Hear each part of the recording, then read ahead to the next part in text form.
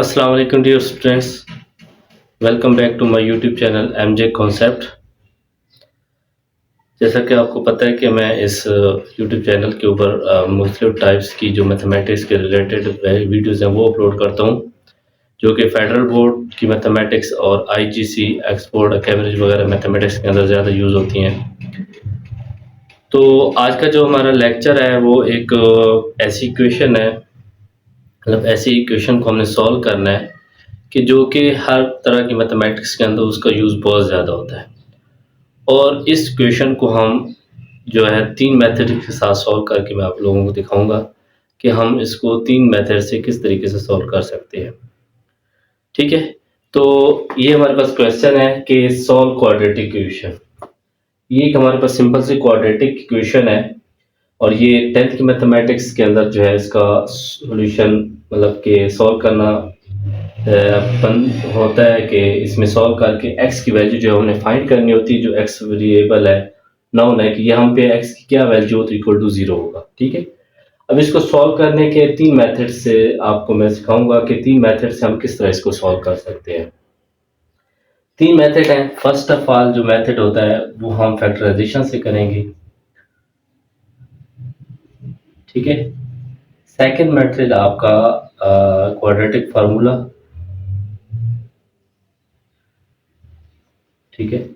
और third method completing square. ये हमारे पास 3 मेथड है जिसके ज़रिए हम इस इक्वेशन को सॉल्व करेंगे और देखते हैं कि इनके रिजल्ट्स क्या-क्या आते हैं। ठीक है? सबसे पहला मेथड फैक्टराइजेशन मेथड, जो कि हर 8th की मैथमेटिक्स के अंदर भी यूज़ होता है, 6, 7 की मैथमेटिक्स के अंदर यूज़ होता है, जिसको हम कहते हैं मिड टर्म ब्रेक। तो फर्स्ट जो मेथड है वो हमारे पास है फैक्टराइजेशन मेथड।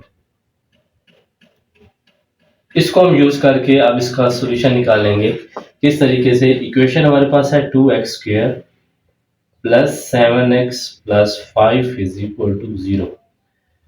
इसको सॉल्व करके हमने x की वैल्यू निकालनी और फैक्टराइजेशन करने का जो मेथड है वो ये है, अगर क्वाड्रेटिक इक्वेशन है इस तरह की तो उसमें हम फर्स्ट और लास्ट वाली वैल्यू को मल्टीप्लाई करते हैं। ठीक है?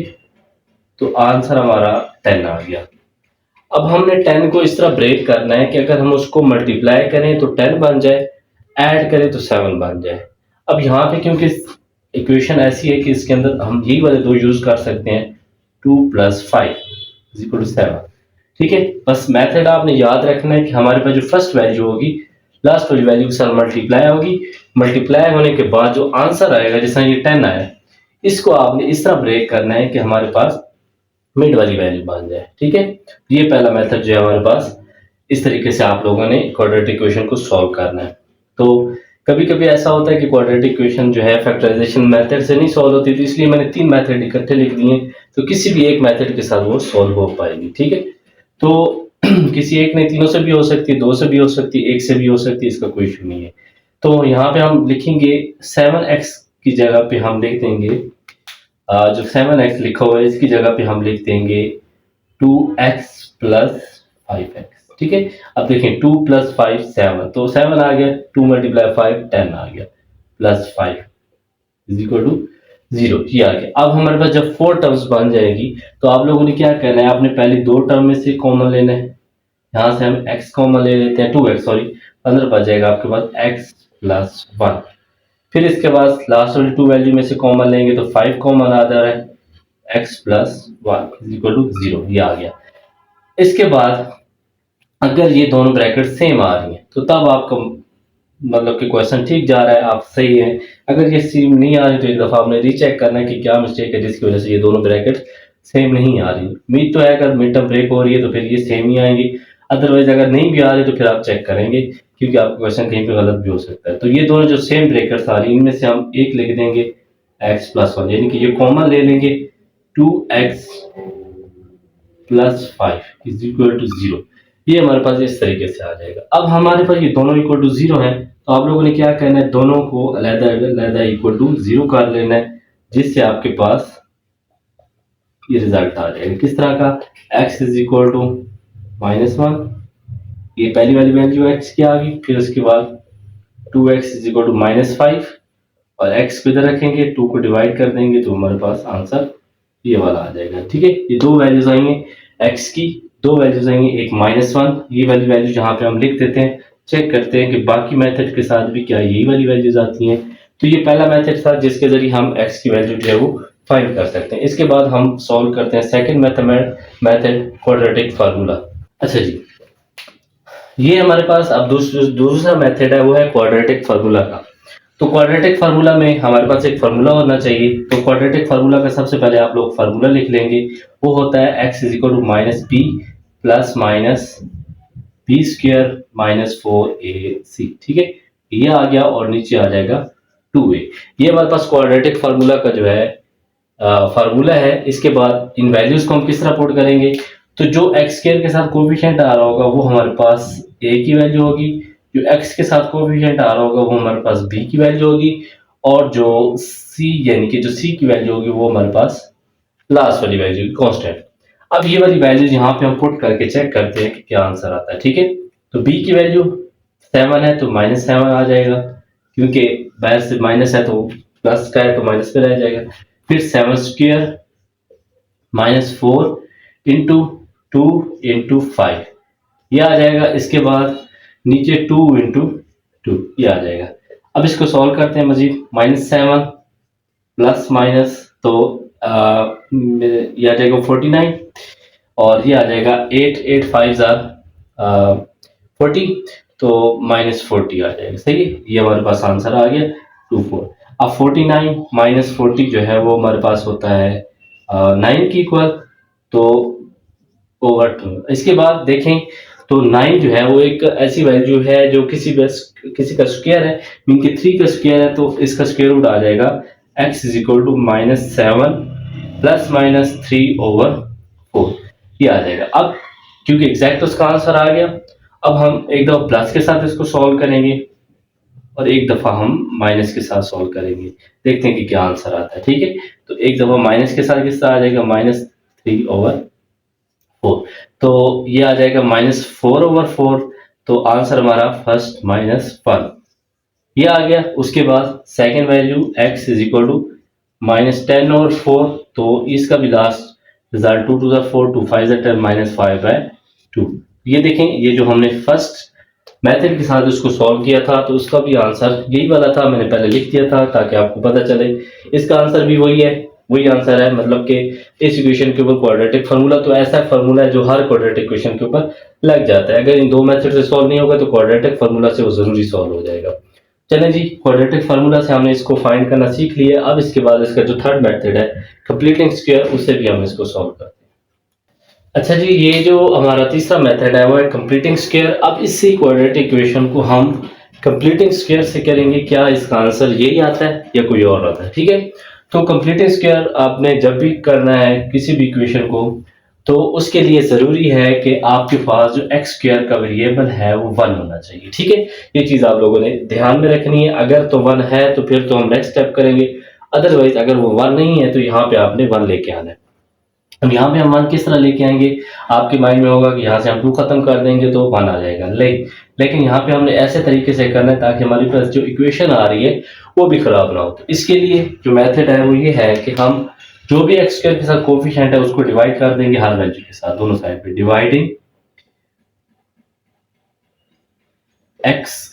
To on both side. ठीक है, both side B dot S both side, तो 2 को डिवाइड कर देंगे तो हमारे पास result 2/2 x square 7/2 x and 5/2 is equal to 0/2। ठीक है, ये आ जाएगा। अब जो जो कट होता है उसको करवा दे, बाकी इक्वेशन को रहने दें।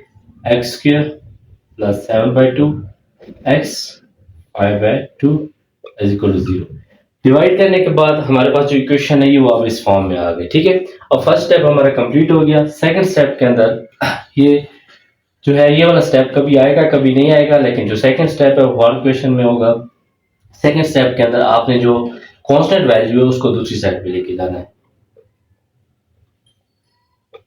ठीक है, तो ये -5/2 हो जाएगा। बस ये सेकंड स्टेप कंप्लीट हो गया। अब थर्ड स्टेप के अंदर आपने क्या करना है, जो मेन स्टेप है वो ये है कि आपके पास जो भी x के साथ वेरिएबल x के साथ सिर्फ x के साथ जो भी वैल्यू आ रही होगी उसको आपने 1/2 से मल्टीप्लाई करना है, चाहे जो भी वैल्यू, चाहे नेगेटिव पॉजिटिव कुछ भी है, उसको आपने 1/2 से मल्टीप्लाई करवाना है, मल्टीप्लाई उसमें कंप्लीट स्क्वायर करना है, मल्टीप्लाई 7/2 बाय 7/2 बाय 1/2। तो 1/2 के साथ इसको जब हम मल्टीप्लाई करते हैं तो इसका क्या रिजल्ट आता है चेक करते हैं। 7/2 मल्टीप्लाई बाय 1/2, आंसर आ जाएगा 7/4। ठीक है, अब ये जो 7/4 है इसके स्क्वायर को हमने दोनों साइड पे ऐड करना है। ठीक है, जो भी आ रहा है, ये जो भी रिजल्ट आता है 1/2 के बाद मल्टीप्लाई करने के बाद, उसका स्क्वायर आप लोगों ने क्या करना है, दोनों साइड पे ऐड कर देना। तो इसको डेसिमल भी लेके जा सकते हैं, लेकिन डेसिमल के अंदर वो ज्यादा कॉम्प्लेक्स हो जाएगा, तो आप लोग इसी फ्रैक्शन के अंदर रहने से कोई इशू नहीं है। तो इसका स्क्वायर हम अब इस इक्वेशन के दोनों साइड पे ऐड करेंगे। X square 7/2 x plus 7/4 square and -2 -5/2 plus 7/4 का होल स्क्वायर। ठीक है, ये आ जाएगा। अब ये देखें तो ये हमारे पास हम वैल्यू है 7/2, तो ये 7/2 है, 7/2 है। अब 7/2 जो है वो एक फार्मूला बनता है x का होल स्क्वायर टू a की वैल्यू x है और b की वैल्यू जो है वो 7/4 है, और ये 7/4 का होल स्क्वायर। ठीक है, ये आ जाएगा। इस तरह हम स्क्वायर जो 2ab वाली वैल्यू को इस तरह लिखेंगे, क्योंकि ये देखें अब ये 2 कैंसिल हो जाएगा, 7/2 दोबारा आ जाएगा। हम सिर्फ चेक करना चाहते हैं कि ये क्या होल स्क्वायर बन रहा है या नहीं बन रहा, तो ये बन रहा है। इसके बाद सेकेंड साइड 5/2 और 7 7 49/16, ये आ जाएगा। अब देखें तो ये वाला जो कंप्लीट वैल्यू है, ठीक है, a square plus 2ab plus b square, ये एक कंप्लीट स्क्वायर बन गया किसका, x, ए की वैल्यू x, बी की वैल्यू सॉरी 7/4, ये इसका कंप्लीट स्क्वायर हो गया। ये हमारे पास कंप्लीट स्क्वायर जो हो गया। अब इस वाली साइड को सॉल्व करते हैं तो इसका डिनोमिनेटर 16 बनेगा, तो इसका 16 बनाने के लिए 8 से मल्टीप्लाई करेंगे तो 40 प्लस 49। ठीक है, ये आ जाएगा। अब इसको सॉल्व करेंगे तो सॉरी 9/16, ये रिजल्ट आएगा x प्लस 7/4 होल स्क्वायर। अब ये जो रिजल्ट आया है इसका अब हम आप क्या करेंगे, यहां से हम x जो है वो फाइंड करेंगे। अब इस x को फाइंड करने के लिए स्क्वायर को खत्म करना है, तो स्क्वायर को खत्म करने के लिए हम लेंगे taking square root on both side, on both side. ठीक है, तो यहाँ से हम स्क्वायर रूट लेंगे। तो ये वाला क्वेश्चन मैं जो है यहाँ पे कर लेता हूँ, इसको मैं रेज कर देता हूँ, आप लोग ये नोट करना है तो नोट कर लें। चलिए इसको रेज कर देता हूँ।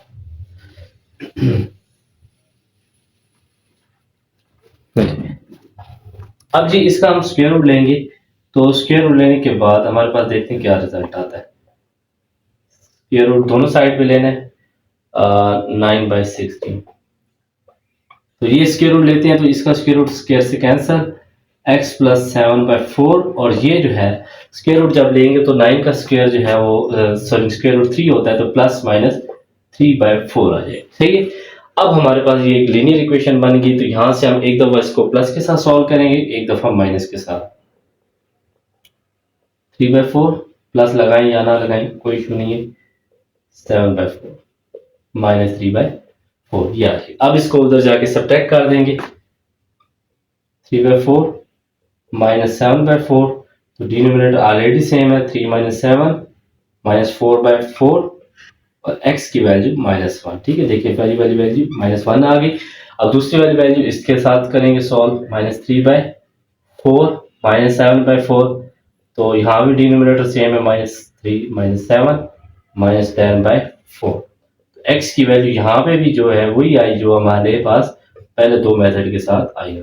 ठीक है, ये देखिए ये वाली वैल्यूज तीनों मेथड के साथ हमने सॉल्व किया है, तो तीनों मेथड के साथ हमारे पास यही आंसर है जो कि पहले मेथड के साथ है। ठीक है, अब ये ऐसे तीन मेथड है जो कि हमारे पास जो फैक्टराइजेशन वाला मेथड है वो भी मतलब कि हर इक्वेशन के ऊपर अप्लाई हो सकता है, कुछ केसेस के अंदर अप्लाई नहीं होता। कंप्लीटिंग स्क्वायर वाला भी का भी सेम ही है, कंप्लीटेड स्क्वायर भी जो है वो हर क्वेश्चन मतलब हर क्वेश्चन के ऊपर अप्लाई हो सकता है। ठीक है, कुछ जो है वो नहीं भी हो सकता, कुछ कभी आ जाता है, लेकिन क्वाड्रेटिक फार्मूला एक ऐसा फार्मूला है क्वाड्रेटिक इक्वेशन के अंदर मतलब कि जब सारे रास्ते बंद हो जाएँगे, तो एक वैध क्वाड्रेटिक फ़ॉर्मूला होगा जिसके ज़रिए आप कोई भी जो क्वाड्रेटिक इक्वेशन है उसका सॉल्यूशन आप फाइंड कर सकते हैं, ठीक है? तो इसके कराने का मकसद ये है क्योंकि जो 10th की मैथमेटिक्स है या आप देख लें फेडरल बोर्ड के अंदर जो भी मैथमेटिक्स हैं या आईजीसी कैम्ब्रिज के अंदर मैथमेटिक्स उसके अंदर क्वाड्रेटिक इक्वेशन का बहुत ज़्यादा यूज़ होता है, ठीक है? तो 9th के अंदर जो है वो जस्ट आपने क्वाड्रेटिक इक्वेशन को फैक्टराइज़ करना होता है, लेकिन 10th के अंदर आप लोगों ने इसको सॉल्व भी करना होता है, तो सॉल्व करने के 3 मेथड आप लोगों को मैंने समझाए हैं, जो कि सिंपल तरीके से एक क्वाड्रेटिक इक्वेशन मैंने ली और तीनों मेथड से आप लोगों को उनके आंसर्स भी निकाल के दिए, तीनों का आंसर जो है वो सेम आया है। तो इंशाल्लाह नेक्स्ट लेक्चर के अंदर हम एक और टॉपिक के साथ आएँगे, तब तक दीजिए इजाज़त, अल्लाह हाफ़िज़।